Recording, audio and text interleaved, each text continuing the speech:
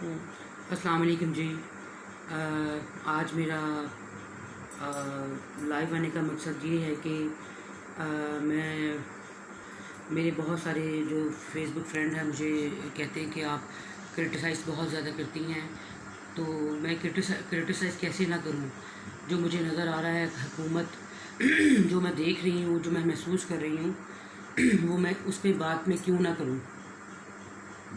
तो जो मैं देखती हूँ उस पर मुझे बात मैं करती हूँ, मैं क्यों ना करूँ, करनी भी चाहिए कि हुकूमत को कुछ सही तरह से इंतज़ामात करने चाहिए। बिल्कुल। अस्सलाम वालेकुम ऑल।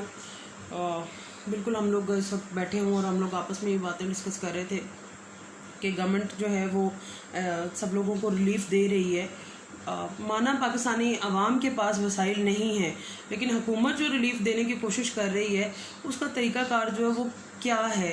आप जैसे आप लोगों के सामने है जो मुल्तान का एक बड़ा दिलखराश वाक़या हुआ है।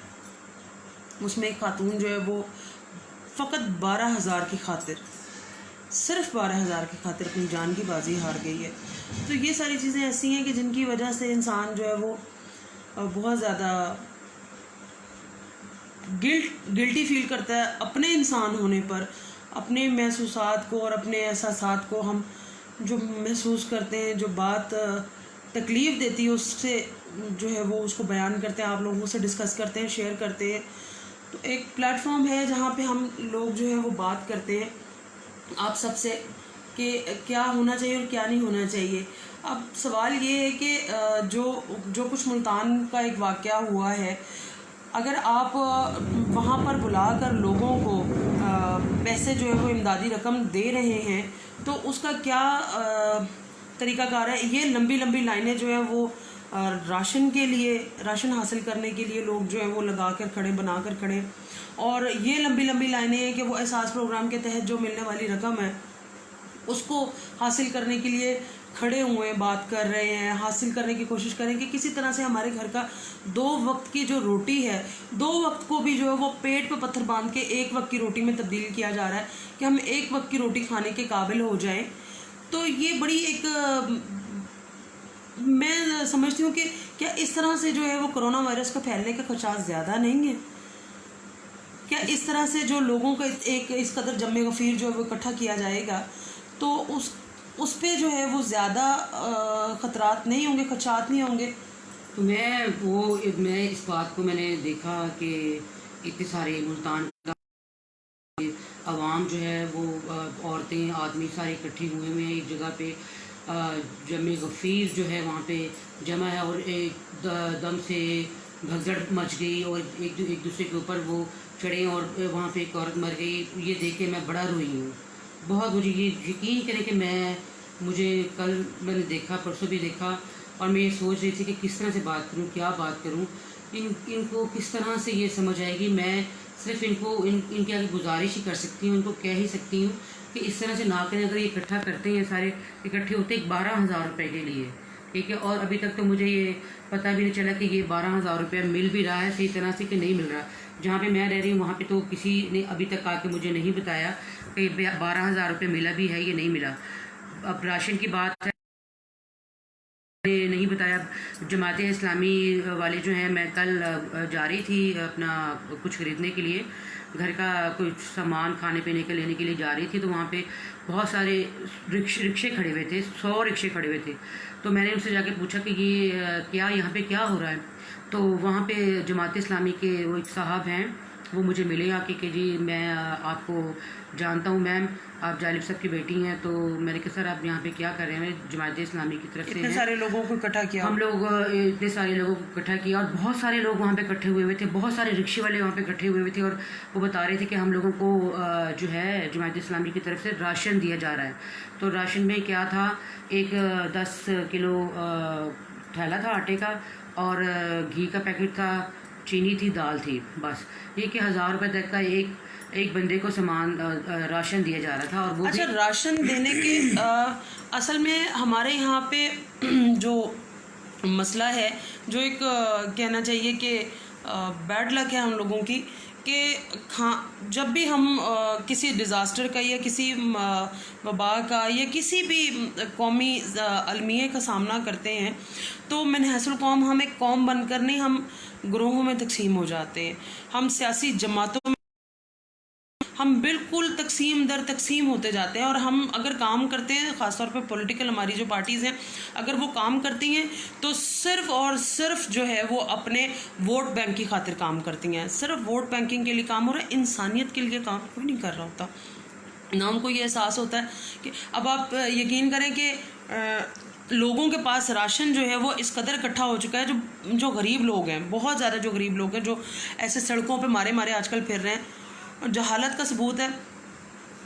इन लोगों को एजुकेट नहीं किया जा रहा और ना ये किसी तरीके से तैयार है एजुकेट होने के लिए। वो किसी से एजुकेट हों, क्योंकि वो देखें जी, बात ये कि मैं तो बात सही करती हूँ, सच करती हूँ, मेरी शायद बात बुरी लग जाती है क्योंकि जिस बाप की मैं बेटी हूँ उन्होंने आज तक सच ही बोला है और मैं भी सच ही बोलूँगी कि हमारे जो वज़ीर आज़म है वो भी मांग रहे हैं और हमारे जो गरीब हैं, हमारी गरीब अवाम को भी उन्होंने मांगने पे लगा दिया है, ठीक है, फ़कीर बना दिया उन लोगों ने। तो बात ये है कि मुझे जो समझ आई कि वो वोट लेने के लिए रिक्शे वालों को उन्होंने जमा किया और उनको वो राशन दे रहे थे। ना सिर्फ रिक्शे वाले बल्कि जो और दूसरे लोग हैं जिनको राशन के नाम पे ब्लैकमेल किया जा सकता है और जो लोग राशन या इमदाद के नाम पर ब्लैकमेल हो सकते हैं, वो तमाम लोग जो है वो इस तरह से किया जा रहा है। हमारी आवाम में भी शऊर जो है वो किसी भी हद तक चले जाएं कभी भी डेवलप नहीं हुआ, ना सोचने की समझने की सलाहियत रखी गई है। हम अक्सर ये बात किया करते हैं कि एक जहन्नुम जो पेट का जहन्नुम होता है ये कभी भी नहीं भरा जा सकता। तो बिल्कुल ठीक है। अभी ये कलंदर शाह साहब का एक मैसेज आया कि रमज़ान आए तो फल फ्रूट महंगे, ईद आए तो जूते कपड़े महंगे, कोरोना वायरस आए तो मास्क महंगे और नगमे इनके सुनो तो हम जिंदा कौम हैं। बिल्कुल, मैं अक्सर ये सवाल करती हूँ कि हम जिंदा कौम हैं? क्या हम जिंदा कौम हैं? नहीं, हम बहुत ज़्यादा मैं अपनी भी बात कर रही हूँ कि बहैसियत कौम में अपने आप को कभी भी एज ए इंडिविजुअल जो है वो नहीं बात करते। हम हमेशा जो है वो इज्तिमाइयत की और इश्तराकियत की बात करते हैं। पहले भी यही गुजारिश थी कि लोग जो हैं वो मसले को जो है वो समझ नहीं रहे, ज़्यादा से ज़्यादा जो है वो इकट्ठा करने की ख्वाहिश में है। हमारा ये फ़र्ज़ है कि हम लोग मिलकर अपने सराउंडिंग्स के लोगों को जो है वो समझाएं। अब एक छोटी सी बात है कि लोगों के पास, मैं पहले भी यही गुजारिश कर रही थी कि लोगों के पास राशन इस कदर इकट्ठा हो चुका है कि वो लोग दालें और आटे और चीनी जो ज़्यादा उनके पास जमा हो गई वो दुकानों पर जाके उसको बेच रहे हैं जी, उनको बेच रहे हैं। उसके बदले कह रहे हैं कि जी आप कंटिन्यू करें। उसको बेच रहे हैं। और देखें, बात ये है कि मैंने पहले भी बार ये बात की थी कि यूटिलिटी बिल जो हमारे घरों में पहुंच जाते हैं, बड़ी आसानी से पहुंच जाते हैं, तो जो पैसे हैं और राशन है जब एक दफ़ा देंगे तो सब एक दफ़ा आपको भी तसल्ली हो जाएगी और आवाम को भी तसल्ली हो जाएगी। सबसे ज़्यादा जो हमारे, ठीक है, हमारे जो है ना अपना यहाँ पे बीमारी है, कोरोना वायरस है, लेकिन मुझे वैसे ये कहीं आज तक अभी तक नज़र नहीं आए। बाहर के मुल्कों में है, बाहर के मुल्कों से ये लोग आए, ठीक है। बीमारी जो सबसे बड़ी बीमारी जो है वो भूख है जी, सबसे बड़ी बीमारी भूख है, ठीक है। अब आगे रमज़ान आ रहा है, अब आपने ये सोचा है कि क्या आप लोग कब तक चुप बैठेंगे? अब तो आप बोल पड़े। अब आप अंदर बैठे हुए हैं, घरों में बैठे हुए हैं, आप बाहर निकलें, बात करें, खामोश होकर बैठेंगे। कम से कम बाहर ना निकलें, लेकिन अपने हिस्से का जो है वो फ़र्ज़ अदा करें, बोले, बात करें। बात करने का ये मतलब नहीं है कि आप किसी को क्रिटिसाइज़ करें, लेकिन हम अपनी हद तक जो है वो कोशिश कर सकते हैं कि अपने लोगों को समझाएं, बताएं कि आप अगर सोचते हैं कि हमारा हक ना मारा जाए तो आप भी किसी का हक मत मारिए। लाइक एक छोटी सी मिसाल है कि अगर आपके पास राशन इतना इकट्ठा हो गया कि आपके 15-20 दिन आराम से गुजर सकते हैं, तो आप वहाँ पे स्टॉप कर दें। किसी और को, ज़रूरतमंद को, जो सफ़ेद पोश लोग हैं, जिनकी अना और उनकी सेल्फ रिस्पेक्ट उनको इजाज़त नहीं देती है कि वो आगे आएँ और हाथ फैला लें, मांग लें, तो उन लोगों के लिए जो है ना वो आपको स्टेप डाउन करना चाहिए। मैंने जो देखा टीवी पे, फिरदौस आशिक अमान साहब है, वो एक औरत को को पैसे दे रही हैं, 12,000 रुपये दे रही हैं। मुझे ये बताइए 12,000 रुपये भी दे रही हैं और 8 बच्चे भी और उनका मजाक भी उड़ा रही हैं कि 8 बच्चे, आपका शोहर यही काम करता है, इसके अलावा और क्या काम करता है। बात ये है कि 12,000 में मुझे बताइए कि 12,000 में ये जो अपना 18 मार्च से बंद है ना? हाँ जी, 18 मार्च से 18 मार्च से 8 महीना होने वाला है जी, तकरीबन हो गया। ठीक है जी। अब मुझे ये बताइए कि 12,000 अभी तक किसी को बाकायदगी से नहीं दिया गया, तो 12,000 में मुझे ये बताइए कि 12,000 में आता क्या है और इसकी क्या गारंटी है कि 12,000 आपको मिले हैं और नेक्स्ट मंथ जो है वो उन लोगों को, क्योंकि अभी भी आप प्रॉपरली उनको जो है वो एहसास प्रोग्राम के तहत पैसे नहीं जो है वो दे पाए, उन तक आपकी रसाई नहीं हो पाई। इसके लिए सबसे इम्पोर्टेंट काम आपका जो है वो बलदियाती निज़ाम इतना स्ट्रॉन्ग होना चाहिए कि जिसके तहत आप लोगों के घरों में पहुंच सके। अनफॉर्चुनेटली बलदियाती निज़ाम को एक्टिवेट नहीं किया गया। दूसरी बात ये कि एक बहुत इम्पॉर्टेंट चीज़ है, पाकिस्तान एक बहुत गरीब मुल्क है और इस वक्त एक बहुत बड़े डिज़ास्टर का सामना कर रहा है। उसमें रहते हुए टाइगर फोर्स के यूनिफॉर्म जो है उसको बनाने का क्या तुक बनता है? आप ताहिरा से प्लीज़। हाँ, आप मुझे ये बताइए कि 7.5 लाख जो हैं वो इसमें अपना लोगों को सिलेक्ट कर लिया गया। ठीक है जी। अब वॉलंटियर खुद मुझे ये बताइए आगे आए हैं। उनकी जो ये टी शर्ट है टाइगर फोर्स की, वो एक आप लगाइए कि 100 रुपये की सबसे चले ज़्यादा से ज़्यादा मैं बात करूँ, कम से कम कर रही हूँ कि 100 रुपये की एक 7.5 लाख लोगों की शर्ट जो है 100 रुपये के हिसाब से आप लगाएंगे कितने बन जाते हैं। इन शर्ट्स के ऊपर वो पैसे खर्च कर रहे हैं और लोगों को वो देखें क्या करने का, लोगों को 12,000 और वो बता झांसा दिया होगा, वो झूठ बोल रहे हैं और वो क्या धोखे में रखा हुआ है। चले किसी हद तक हो भी रहा हो, किसी हद तक किसी हद तक कहाँ हो रहा है। आप चले आप लोग बता दें, आप देख रहे हैं कि आप मुझे बताइए कि आपको कहीं नजर आ रहा है कि 12,000 रुपया बाकायदगी से दे दिया गया हो या राशन उनको दे दिया गया हो, या किसी भी एक हलके में जितने भी MPAs और MNAs हैं किसी एक के भी हलके जी सॉरी एक बीच में कॉल थी तो वो उसकी वजह से डिस्कनेक्ट हो गया था। जी बिल्कुल, अल्ताफ़ मीरानी साहब कह रहे हैं मज़दूर को सख्त तकलीफ़ है।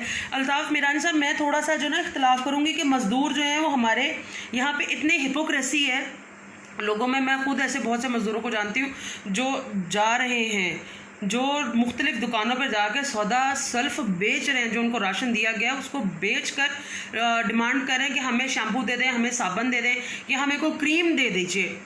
अब चीनी और पत्ती और दालें तो ही नहीं ना खाते, हमारे पास इतना सामान इनफ है कि हम उसको सरवाइव कर सके। ये भी कुछ चीज़ें हैं। हमारी जो हुकूमत है वो हम आवाम को, गरीबों को, मज़दूरों को ये क्या सिखा रहे हैं? मुझे ये बताएं, क्या सिखा रहे हैं? वो चोरियों करने पे आ जाएंगे, डाके मारने पे आ जाएंगे, उनके पास कुछ नहीं रहेगा, उनके कारोबार बंद कर दिए गए हैं। ये मुझे बताएं कि वज़ीर आज़म साहब को जो वो खुद कर रहे हैं, वो जो खुद मांग रहे हैं, वो इस गरीब आवाम को भी यही सिखा रहे हैं कि वो चीज़ें जो राशन जमा किया वो जाके बेचना शुरू कर दिया लोगों ने।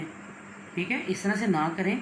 और ये देखें प्लीज़, आपकी बड़ी मेहरबानी, आप लोग तो कुछ बोले ना, आप लोगों को, आवाम को बोलना चाहिए जिन लोगों ने वोट दिए हैं, तब्दीली को वोट दिए ना जी। मलिक एहसन साहब आपका कमेंट भी देख रहे हैं कि दुआ करें मैम अल्लाह पाक इस कोरोना से ही निजात दिला दे। बिल्कुल निजात दिला दे, लेकिन ये एक इज्तिमाई अलमिया है, ये एक वक्त है कि हमें कौम बनकर अपने आप को साबित करें। अब नहीं तो कब? हम किस वक्त जो है इन सारी चीज़ों को समझेंगे और लोगों के अंदर ये शऊर बेदार करने में कामयाब होंगे। देखिए, आप सब लोग पढ़े लिखे हैं माशाल्लाह, सब लोग समझदार हैं। जब भी एक प्लेटफॉर्म को जो है वो यूटिलाइज़ करना जानते हैं, बात करना जानते हैं, तो मैं ये सवाल करना चाहूँगी कि हमारी डिग्रीज़ का, हमारे PhD या मास्टर्स डिग्री होल्डर होने का कोई फ़ायदा नहीं है कि अगर हम अपने आप के अंदर, अपने मोहल्ले में, अपने घर में ही कोई तब्दीली ना ला सकें। देखिए, तब्दीली हमेशा अपने आप से शुरू होती है। Charity begins at home always. तो कब हम इस चीज़ को समझेंगे और कब हम इस चीज़ को जानेंगे कि हमारी अपनी इनफरादी तौर पे ज़िम्मेदारी क्या है और हम लोगों ने किस तरह से लोगों तक पहुंचना है। देखिए, कतई तौर पे ठीक है, हम हुकूमत को बिल्कुल, वो अगर अच्छे काम करेंगे, मैं और तायरा हम दोनों इस प्लेटफॉर्म पे बात करें कि अगर वो अच्छे काम करते हैं तो हम उनको लाजमी तौर पे प्रेज़ करेंगे और कहेंगे, और हम उनसे कहेंगे कि हाँ जी आपने अच्छा काम किया, बहुत अच्छा काम किया। हर आने वाली गवर्नमेंट ने अपने पीछे पिछली का काम किया सारा, नहीं, हर आने वाली गवर्नमेंट ने अपने से पिछली गवर्नमेंट के ऊपर सारे इल्ज़ामात धरे, सो वही हो रहा है। चलें जी, माना 70 साल से पाकिस्तान का जो है वो बेड़ा गर्क किया जा रहा है, ना डिक्टेटर्स ने, ना जर्नैलों ने, और ना ही आने वाली जो हमारी सो कॉल्ड डेमोक्रेटिक जो हमारे रूलर्स थे, उन लोगों ने कभी भी पाकिस्तान को फ़ायदा नहीं दिया, कभी भी। मैं खुलेआम बात कर रही हूँ, सिर्फ एक भुट्टो साहब का एहसान है जिसको मैं हमेशा जो है वो ऑब्लाइज करती हूँ। भुट्टो साहब का एहसान है कि 1973 का आइन जो है वो भुट्टो साहब हमें दे गए, नहीं तो ये बात बड़े आराम से कही जा सकती है कि अगर भुट्टो साहब वो आइन ना दे के जाते तो शायद आज पाकिस्तान बगैर आइन के चल रहा होता। अब भी उसमें आप जब आपका दिल करता है आप मरोड़ तरोड़ के उसमें तरमीम कर लेते हैं, खैर ये एक अलग इशू है। लेकिन कभी भी हमारे डेमोक्रेटिक जो इलेक्टेड गवर्नमेंट्स हैं, चले इसको तो अब सब लोग कहते हैं ना ये सिलेक्टेड है, लेकिन इलेक्टेड गवर्नमेंट ने भी क्या प्रॉपर एक काम किया है लोगों को एजुकेट करने के लिए, लोगों की भलाई के लिए। तब्दीली तुम देख ही रहे कि इतनी शानदार तब्दीली आई है, इतनी शानदार वो तब्दीली तो उसका तो शाना ही कुछ और है ना। इतनी शानदार तब्दीली है कि हमारे कारोबार बंद हो गए, हम लोग जेल में कैद हैं, ये हम लोग अपने घरों में कैद हैं। लॉकडाउन उन्होंने कर दिया है और लॉकडाउन ये पता नहीं कब तक जाएगा। और ये देखें तब्दीली करने वालों को कुछ सोचना चाहिए कि हम लोगों ने गरीबों को क्या करना है, मजदूरों को कैसे हम लोगों ने। हमारी हमेशा यही बात होती है कि गरीबों के लिए क्या किया है, क्या सोच रहे हैं आप। अगर उसका जवाब दें कि एहसास, बीमारी से हर कोई लड़ लेता है, बीमारी से हर कोई लड़ लेता है, लेकिन भूख से कोई नहीं लड़ सकता। आप मुझे बता दीजिए कि भूख से कोई लड़ सकता है? आप सबसे बड़ी बीमारी भूख है। आप अपने बच्चे को रोता बिलखता देख सकेंगे? कोई भी नहीं देख सकता। तो काइंडली अपने सराउंडिंग्स में रहने वाले मजदूर तबके को भी एजुकेट करें कि अगर आप फुल हो गए हैं, कब तक खामोश रहेंगे आप? इतना इनफ हो गया है आपके पास कि आप 15-20 दिन अपना गुजारा कर सकते हैं, तो काइंडली स्टॉप योरसेल्फ और दूसरे लोगों की बारी आने दें जो लोग हाथ नहीं फैला सकते। कुछ आज जालिब साहब के हवाले से, हाँ, जालिब साहब के हवाले से मैं आपको एक नज़म सुनाने जा रही हूँ, तहतुल लफ्ज़ आपको सुनाऊंगी और आप इसको ज़रा बहुत गौर से सुनना। ये जालिब साहब अगर ज़िंदा होते तो शायद आज जालिब साहब घर में ना बैठे होते। अमानुल्लाह खान न्याज़ी साहब, प्लीज़ यहाँ पर बैठकर जो है ना वो प्लीज़ इस तरह की बकवास बंद करो और इस तरह की जो है ना वो खुदा के वास्ते ये। अच्छा, ओहो क्या हुआ? अमानुल्लाह खान साहब, आप प्लीज़, आप डिज़र्व करते हैं कि आप ब्लॉक हो जाएं। आप खुदारा आपकी बड़ी मेहरबानी है, आप यहाँ पर बैठकर जो है ना वो अपनी जो बातें कर रहे हैं ना उसको, पंडोरा बॉक्स जो आप खोलने वाले हैं ना, इसको मैं बहुत ज़्यादा जो है ना वो आपको बड़े ही एहतराम से कह रही हूँ कि इसको अपनी जो बकवास आप कर रहे हैं ना इसको बंद करें। आप यहाँ पर बैठ के जो है ना वो हरगिज़ इस किस्म की बकवास नहीं कर सकते। चलिए, वो अपना होना बता रहे हैं ना कि आप अपनी तरबियत यहाँ पर मत बताएं, वो अपनी तरबियत बिल्कुल मत बताएं अपनी तरबियत यहाँ पर। ठीक है, आपको एतराज़ है, वैलिड दलील दें, वैलिड उस पर बात करें, कोई एक दलील हो स्ट्रॉन्ग उस पर बात करें, नहीं तो ये बकवासबाजी आप यहाँ पर बैठ के मत करें। ये जालिब साहब की नज़्म है, आप आवाम के लिए है, आप आवाम के लिए उन्होंने लिखी है। 10 करोड़ इंसानों जिंदगी से बेगानों, सिर्फ चंद लोगों ने हक तुम्हारा छीना है, खा कैसे जीने पे ये भी कोई जीना है। बेशऊर भी तुमको बेशऊर कहते हैं, सोचता हूँ ये नादां किस हवा में रहते हैं, और ये कसीदा गो फिक्र है यही इनको, हाथ में अलम लेकर तुम ना उठ सकोगे, कब तलक ये खामोशी चलते फिरते जिंदानों। 10 करोड़ इंसानों ये मिले ये जागीरें किसका खून पीती हैं, बैरकों में ये फौजें किसके बल पे जीती हैं, किसकी मेहनतों का फल दाश्ताएं खाती हैं, झोंपड़ों से रोने की क्यों सदाएं आती हैं, जब शबाब पर आकर खेत लहलहाते हैं, किसके नैन रोते हैं, कौन मुस्कुराता है। काश तुम कभी समझो, काश तुम कभी जानो, 10 करोड़ इंसानों जिंदगी से बेगानो। इल्म फन के रास्ते में लाठियों की ये बाड़ें, इल्म फन के रास्ते में लाठियों की ये बाड़ें, कॉलेजों के लड़कों पर गोलियों की बौछारें, ये किराए के गुंडे यादगार शब्द देखो, किस कदर भयानक है जुल्म का ये ढब देखो। रक से आतिशो आहन देखते ही जाओगे, देखते ही जाओगे, होश में ना आओगे। ए खामोश तो तूफानों, 10 करोड़ इंसानों जिंदगी से बेगानो। सैकड़ों हसन नासिर हैं शिकार नफरत के, सुबह शाम लुटते हैं काफिले मोहब्बत के। जब से काले बागों ने आदमी को घेरा है, मशले करो रोशन, दूर तलक अंधेरा है। मेरे देश की धरती प्यार को तरसती है, पत्थरों की बारिश ही इस पे क्यों बरसती है। मुल्क को बचाओ, मुल्क को बचाओ भी, मुल्क के निगहबानों, 10 करोड़ इंसानों, 10 करोड़ इंसानों जिंदगी से बेगानो। इसको जूम आउट करें। बोलने हाँ जी, बिल्कुल बिल्कुल। ये शेर जो है ना, ये जो जालिब साहब का आ रहा है कि नेक्स्ट वो जो लोग जिनको बोलने पे एतराज़ है ना, ये उनके लिए है ख़ास तौर पर। बोलने पे पाबंदी, सोचने पे ताजीरें, पाँव में गुलामी की आज भी है जंजीरें। आज हरफ़े आखिर है बात चंद लोगों की, दिन है चंद लोगों का, रात चंद लोगों की। उठ के दर्दमंदों के सुबह शाम बदलो भी, जिसमें तुम नहीं शामिल वो निज़ाम बदलो भी। दोस्तों को पहचानो, दुश्मनों को पहचानो, 10 करोड़ इंसानों जिंदगी से बेगानो, 10 करोड़ इंसानों। बहुत शुक्रिया जी। आप लोगों को अगर कोई बात मेरी बुरी लगी हो तो मैं माफ़ी चाहती हूँ, लेकिन जो ये उल्टे सीधे जो मैसेज कर रहे हैं, बड़े घटिया से मैसेज कर रहे हैं। मैं आप सब लोगों से रिक्वेस्ट करना चाहूँगी कि ये जो अपनी तरबियत बता रहे हैं जी। मैं रिक्वेस्ट करना चाहूँगी कि आप प्लीज़ उन लोगों जो भी ये बंदा मैसेज कर रहा है, आप उन लोगों को इग्नोर करें, क्योंकि हमने ही इन लोगों का कला कमा करना है। इनका बेहतरीन हल यही है कि आप इनसे बात ना करें। आप लोगों का बर्दाश्त करने का, सुनने का बहुत बहुत शुक्रिया। अपना बहुत ज़्यादा ख्याल रखिएगा।